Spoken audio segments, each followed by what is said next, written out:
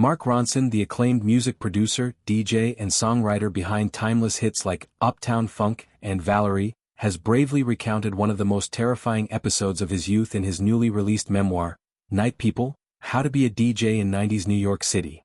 At the age of 50, Ronson reflects on a night in his early 20s when a dangerous cocktail of drugs led to symptoms that mimicked a stroke, leaving him curled up in a corner, practically catatonic and questioning his mortality. This harrowing experience, detailed with unflinching honesty, serves as a pivotal moment in the book, illustrating the reckless abandon of New York's underground club scene in the 1990s and the personal toll it exacted on Ronson.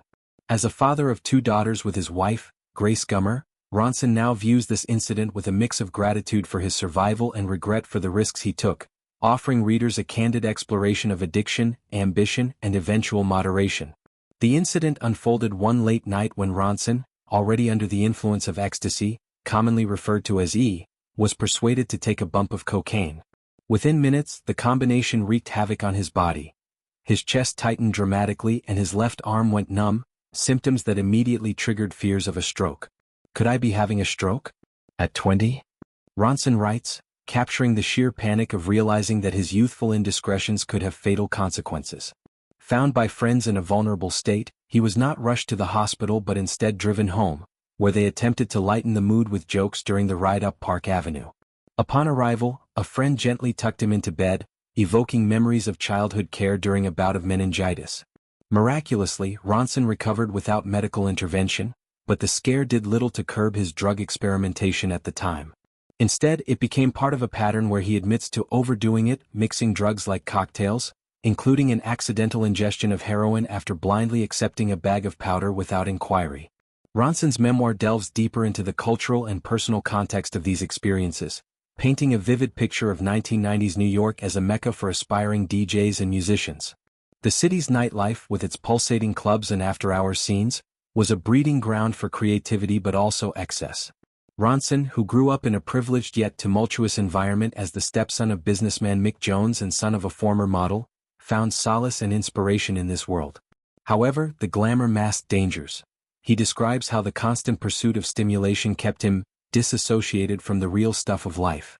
Unlike some close friends who succumbed to full-blown addiction and continue to struggle, Ronson credits sheer luck for his escape.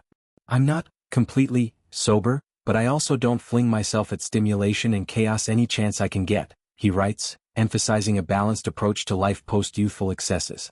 In a recent interview with Rolling Stone published on September 9, Ronson elaborated on his ability to vividly recall these drug-induced health scares, noting that the most intense ones, the ones where you think you're about to die, etched themselves into his memory. He attributes this retention to the adrenaline-fueled clarity amid chaos. Ronson's ambition played a dual role. It kept him functional during gigs where he prided himself on professionalism, but it also propelled him into after-hours partying. I never was F-cat up at the gigs. I cared too much about it, he explains. Yet, by 4 o'clock in the morning with the lights coming on, he would dive into the nightlife's underbelly, indulging in ways that later triggered weird, insane anxiety attacks. These episodes were compounded by familial history and inherent guilt, turning recreational use into a source of profound shame. One particularly absurd incident involved mistaking talcum powder for drugs, leading to a panicked belief in an imminent heart attack, only to learn the truth the next day. Ronson's journey from these perilous nights to his current stature as a 5-time Grammy winner is a testament to resilience and redirection. His production work with artists like Amy Winehouse on Back to Black, which earned him critical acclaim, and later collaborations with Bruno Mars on Uptown Funk, showcase how he channeled early experiences into musical genius. Fatherhood has further grounded him. Sharing 2 daughters with Gummer, an actress and daughter of Meryl Streep, has shifted his priorities toward stability. The book not only chronicles his rise in the DJ world but also serves as a cautionary narrative, warning young artists about the seductive perils of the scene he once dominated. Reflecting on his past, Ronson expresses disbelief at the physical toll he endured. Looking back at the early days, I can't believe what I put my body through, how normal I thought it was. This hindsight underscores themes of maturity and the importance of mental health awareness, especially in an industry that glorifies excess. By sharing these stories, Ronson contributes to destigmatizing discussions around drug use and recovery, inspiring readers to prioritize well-being over fleeting highs.